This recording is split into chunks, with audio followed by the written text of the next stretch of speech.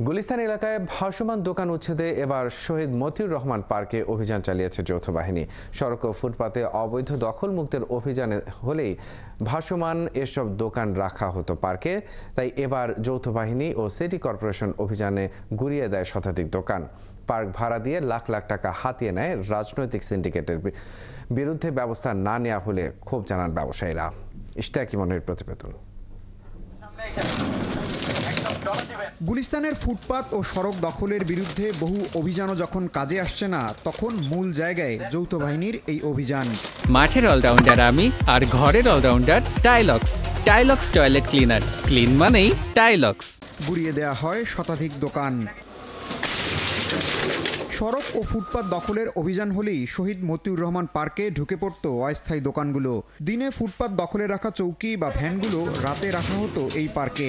ক্ষমতাসীন রাজনৈতিক সিন্ডিকেট এই পার্ক ভাড়া দিয়ে হাতিয়ে নিয়েছে লাখ লাখ টাকা। বিগত বছরগুলোতে আওয়ামী লীগের লোকজন টাকা তুলতো, তবে এখন কারা চাঁদা তুলছে তাদের নাম বলতে নারাজ ব্যবসায়ীরা। প্রত্যেকদিন গাড়ি রাখার জন্য পার্কে 50 টাকা করে দেয়া লাগে। পার্টে 5 ধরেন 500 গাড়ি আছে, 50 করে হলে কত টাকা হিসাব করেন আপনি?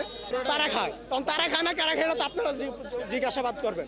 মানে আমরা যদি বেকার হয়ে যাই, আমাকে এই মাল সাবানাগুলা কিস্তিতে আনছি, লোনে আনছি, এগুলো নিয়ে গেলে আমরা কি করবো? আমার কর্মস্থানটা কি ফেড়ে বাদ দিব কি? তবে বরাবরের মতো এমন অভিযানে ক্ষুব্ধ ব্যবসায়ীরা। কেউ আবার যৌথ বাহিনীর চোখ ফাঁকি দিয়ে দেয়াল টপকে সরিয়ে নেয় দোকান। এখন তো কোনো সিস্টেম নেই, আজকে সকাল থেকে পর্যন্ত কিছু খাইও নাই, দোকান লাগাইতে পারি না, খাইতেও পারি নাই। আমাদের কাছে এমন কোনো টাকা নাই যে আমরা এগুলো আবার দোকান দিব। এখন আমাদের এমন একটা অবস্থা, মনে করেন শুধু আমরা কানতে পারতেছি না। অভিযানের নেতৃত্ব দেয়া ঢাকা দক্ষিণ সিটি কর্পোরেশনের নির্বাহী হাকিম বলেন, পার্ক ভাড়া দিয়ে টাকা তোলা সিন্ডিকেটের বিষয়ে তারা কিছুই জানেন না। তবে সড়ক হকারমুক্ত রাখতেই এই অভিযান। দেখা যায় আমরা অভিযান করেছি, তার 1 ঘন্টা পরেই আবার তারা রাস্তায় চলে আসে। তো তারা যে ট্রলিগুলোর মাধ্যমে কাজগুলো করে থাকে, আজকে আমরা সেই সকল ট্রলিগুলো মানে তাদের সেই ট্রলিগুলো আমরা সিজ করে তার ডাম্পিংয়ে ফেলানো হচ্ছে। ওনারা একটা অভিযোগ করেছেন যে সিটি কর্পোরেশনের এ বিষয়ে আমার কোনো নলেজে নাই।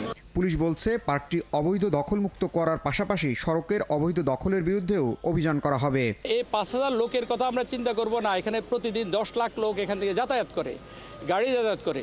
সেই বাস্তবতার নিরিখে ওদের ক্ষতিগ্রস্ত হলো, আমরা বৃহত্তর স্বার্থে অভিযানটা করতে বাধ্য হয়েছি। এই অভিযান যখন চলছে তখনও দেখা যায় শত শত দোকানপাট ফুটপাত ছাড়িয়ে সড়কের জায়গাও অর্ধেকের বেশি দখল করে রেখেছে।